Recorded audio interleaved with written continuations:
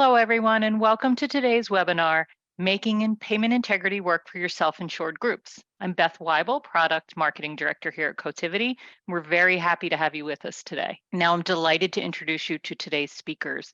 Alan Sullivan is a Vice President of Client Engagement here at Cotiviti.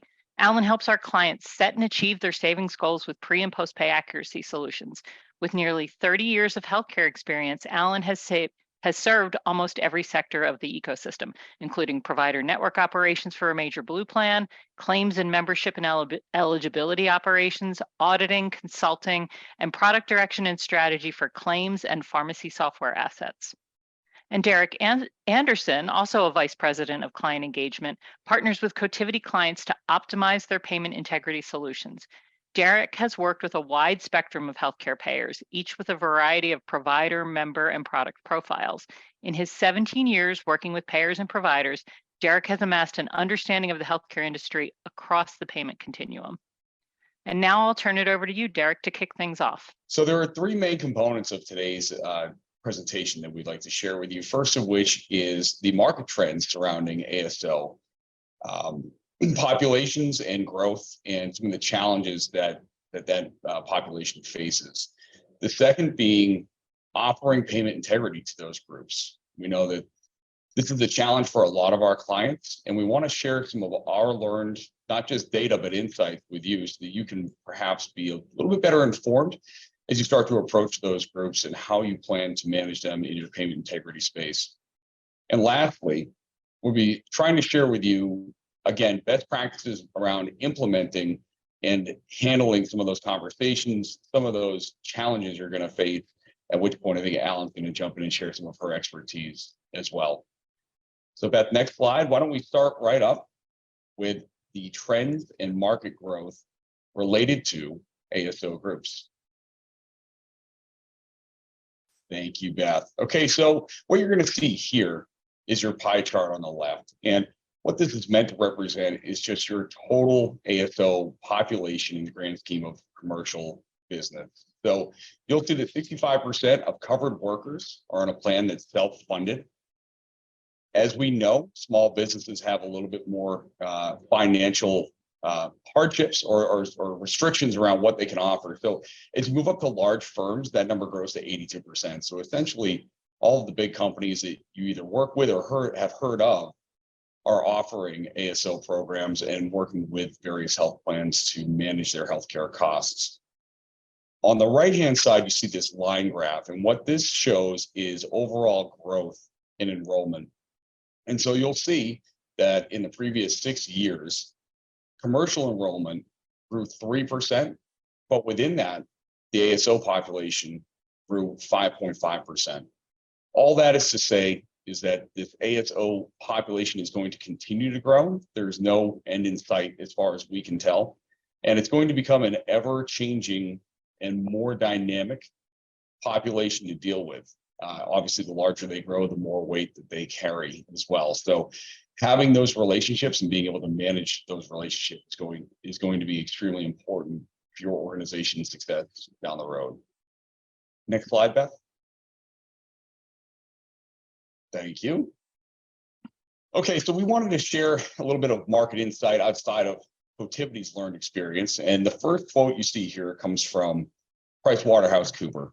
And this is specific to 2024. So we're anticipating, and I'll just read it out loud, healthcare costs will balloon 7% next year as payers negotiate new contracts with providers, the labor shortage stretches on, and drug prices continue to increase. This is very consistent with everything that we've seen as we know healthcare costs are continuing to grow year over year. And as this ASO population continues to be a larger component within the overall commercial space, it's going to, again, create a little bit more of a burden or at least a challenge for your organizations to understand how do we manage these groups and how do we keep them happy while also trying to keep our costs down. The second quote you're going to see here came from the Center for American Progress, and I'll read this one as well. While one might expect self-funded firms to have greater control over costs, average annual premiums for fully insured and self-funded plans have risen over the past 5 years at 13% and 18% respectively. So again, what does that mean? That means that not only are healthcare costs growing, but this ASO population specifically, their costs are growing at an even faster rate. Thank you, Beth. So let's move on to topic number 2. That was your general overview. We're going to talk about offering payment integrity to your self-funded groups and how that's not just important for you to manage as an organization, but what does that mean for the market as a whole? So we're going to share a little bit of Cotiviti data with you here. So all this data you're going to see right here is representative of Cotiviti's interactions with our clients.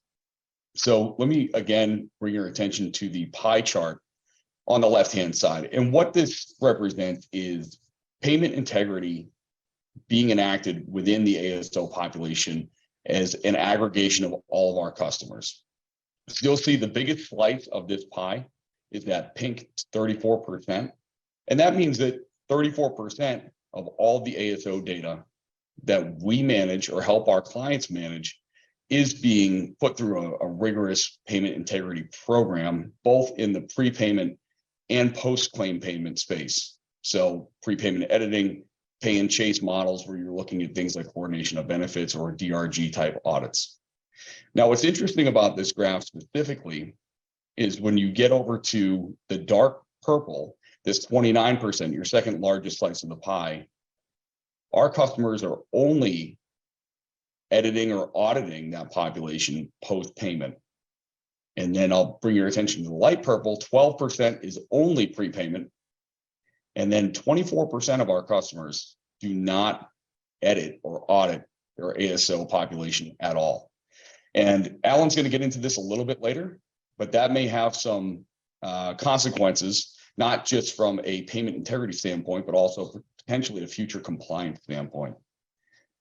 On the right-hand side where you see this bar graph, it gives you a breakout of participation of payment integrity by plan size. So as you see, we talk about community plans, which are more of your very geo-local regional plans. There's a higher percentage of those plans that are not enacting any sort of payment integrity efforts with their ASO groups today.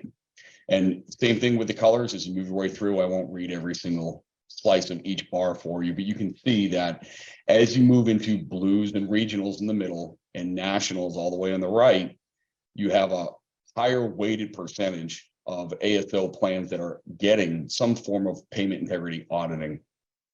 And what this really means is that, generally speaking, I think we all know the larger plans tend to maybe be at the front of the pack in terms of leading the market in which direction, some of these policies or operating procedures are handled and kind of set the bar for the rest of the market. There is certainly an oncoming wave of attention, at the very least, for some of these ASO plans to get a little bit more scrutinized in how their claims are managed within each of our customers. Next slide, please, Beth. Okay, I'm going to hit you with one more quote here. And this is really just about staying compliant and how you're administering your plans. But a strong payment integrity program can provide substantial medical cost savings with low administrative effort to counter healthcare inflation, allowing health plans to attract and retain this important group.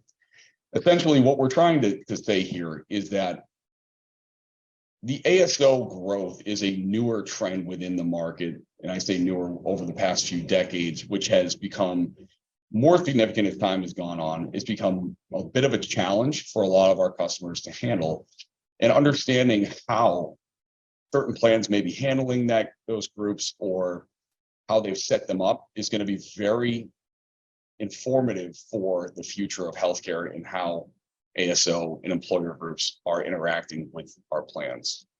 So with that, before I turn it over to Alan, again, just to reiterate, if you're newer or if you joined a few minutes late here, if you have any questions, please hit the Q&A button at the bottom of the screen, and we'll be happy to answer any questions you have at the end. So with that, I'll hand it over to my colleague, Alan. Thank you, Derek. So before we segue into more of the how do you operationalize this, one area, because I do come from an audit background, that has hit the news and it's affecting a lot of clients, particularly in the Northeast at the moment. But as we all know, once the dominoes start to fall, they'll fall all across the country. And that's related to right now, because the ASO, as you notice in what Derek said a little earlier, the ASO costs are rising a little bit faster. What the ASO groups and group administrators have found is that the health plans themselves are not applying as much program integrity rigor, and therefore those expenses are rising faster, as Derek mentioned earlier. So as a result, some of these large jumbo groups are now looking at what they can do in terms of actually suing some of these health plans about their fiduciary responsibility, as it's outlined in some of the ERISA legislation, as well as their contracts directly with the health plan. And what that means is that the health plan should not, we'll see which way the lawsuits fall, but the groups are asserting that the health plans should not be able to offer things and manage costs more tightly on the fully insured book of business than they are on their ASO book of business on a group by group basis. So very, very current news activity going on. So let's talk about some of the benefits outside of the legal ramification, potential legal ramifications I would just mentioned. But there are benefits across the board to the health plans, to the self-funded groups themselves, and to the members of those groups. So right now, as you could see from Derek's earlier slide, most health plans are offering something to their ASO groups. And as these groups shop around and are looking at greater, more tightly managing of those medical spend, those dollars, this is becoming more and more just table stakes. You have to have these program integrity solutions as part of your overall offering, or you're not going to be competitive in the PMPM rates for administrative fees that are going to be charged back to those groups. We already touched on fiduciary responsibility. This is, as I said, it's really becoming more table stakes as the news spreads across the country, and groups are really looking to tighten up what's going on with that medical spend and where they have controls and where they don't. Low burden and disruption. This is more related to how quickly and efficiently you can turn program integrity products, solutions on for these ASO groups. Is it a heavy lift? Is there IT involved? What do they need to do from a group perspective? Or is this all handled on the health plan side? And the good news, as far as the groups themselves are concerned, is it's all handled on the health plan side. There's nothing additional necessarily that they need to pass across to enable these solutions, and to enable that additional savings and medical cost savings to be passed across. And the one thing that we've heard consistently in polling our Cotiviti clients is the abrasion aspect of it. Provider has no idea when a member walks in and presents a health plan member card, that benefits card, whether it's a self-funded group or a commercial fully insured group. And even on the smaller end of the scale, as Derek mentioned, those groups tend to kind of go back and forth if they have the ability to do that. And sometimes just for other economic reasons, change in benefit administrators, they may intentionally flip back and forth between being self-funded and fully insured. And so as a result, providers have no idea about this. And so they just know that their claim is getting paid differently, and what's happening when they pick up the phone and they call the health plan, that they're having a different experience. So as a result, more and more health plans are looking at ways to make that provider experience much more seamless. And this is one way to be able to kind of capitalize on that and make that provider experience better too. So on the groups themselves, obviously the savings is huge. We're talking about 4%, or more on their medical cost savings. This is really huge, especially for those jumbo groups, but probably more importantly now, when you're talking about school districts, municipalities, things like that, that also qualify under the ERISA law to be self-funded, their spend is much smaller, and therefore every dollar needs to go further. And so that savings is really on order of magnitude more impactful to those smaller groups, even so more so than those super jumbo groups. The clinical and medical experience that comes with these things, and making sure that any types of audits, whether it's fraud, waste, and abuse activity, whether it's claims accuracy, whether it's post-pay audits, just having that clinical and medical expertise to know the difference between whether coding errors versus errors in the actual way that services were provided, should have or should not have been provided. And when you're especially talking about in the fraud, waste, and abuse realm, those are really critical things, and being able to have that confidence in your administrator is very important. And then, similar to the provider satisfaction, there's an employee satisfaction aspect of this too. When you're talking about denying a claim because it was, an unbundled service or something like that, that very well may still be within the members' portion of the liability, but it's still important because that means they're not paying that out of pocket, even though the health plan or the ASO group is also not having to pay that. But that's really important to the member as well, especially as benefit years restart, and therefore these high deductible health plans, those deductible and member liabilities reset. So next slide, please. There we go. All right, so let's talk about success and some things that you can do with your groups from a collaboration perspective, in areas where Cotiviti can help you as well. Okay, so we're going to talk a little bit about program design and contracting, what things you need to pay attention to. We'll talk about group engagement, and then the technical and integration aspects of it, some best practices there, and then expansion, which is really important in terms of when you're rolling new programs out, having a little bit of pre-thought really goes a long way in terms of maximizing the efficiency of future expansion on new programs and or edits or audits within existing programs. Okay, so program design and contracting. Go ahead, Beth. One more. There we go. So let's talk about the most important thing as it relates to this is whether or not we're talking about opt-in versus opt-out. So what that means is when the health plan goes to the employer group that they're selling to, they have two ways to do this. When they go in, they say, we have an opt-out. This is the area that you get into less issues or problems from a fiduciary perspective, because you're going in from a health plan perspective saying, these are important programs. Here's why they're important. Here's what they do for you. Here's what they're used for. And therefore, it's part of your package. And if you don't want them, you need to tell us. Otherwise, it's just going to be part of the overall service that you are contracting with the health plan for. The flip side of that is opt-in, which is when you go to sell this group, you go with more of an a la carte menu, and you say, we have this, we have this, we have this, we have this, this is prepay, this is post-pay, what's your intervention point?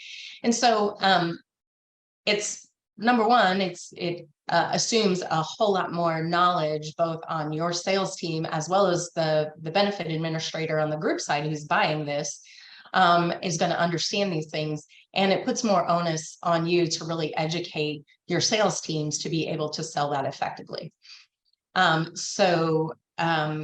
Opt-in is a much more traditional way of doing this, but a lot of health plans across the board have really found that opt-out is a better approach. You have higher participation across all of your groups, and therefore you really are able to take advantage of those consistency, satisfaction, and continuity types of metrics, both on the member and the provider side of the house. So here's participation rates. So for opt-out, as you can see, you have a far, far greater participation rate when you're talking about opt-out. So 79% participation in the prepay programs and versus only 44% in an opt-in program. Similar metrics on the postpay side, you're all the way up at 92%. Potentially, when you're talking about an opt-out versus much lower threshold of 65% when you're talking about a post-pay intervention point in an opt-in type of a program methodology. Derek gave us a really good idea of what was going on with our membership movement. And then, talking about partnering and really looking at your self-funded groups as just partners in success.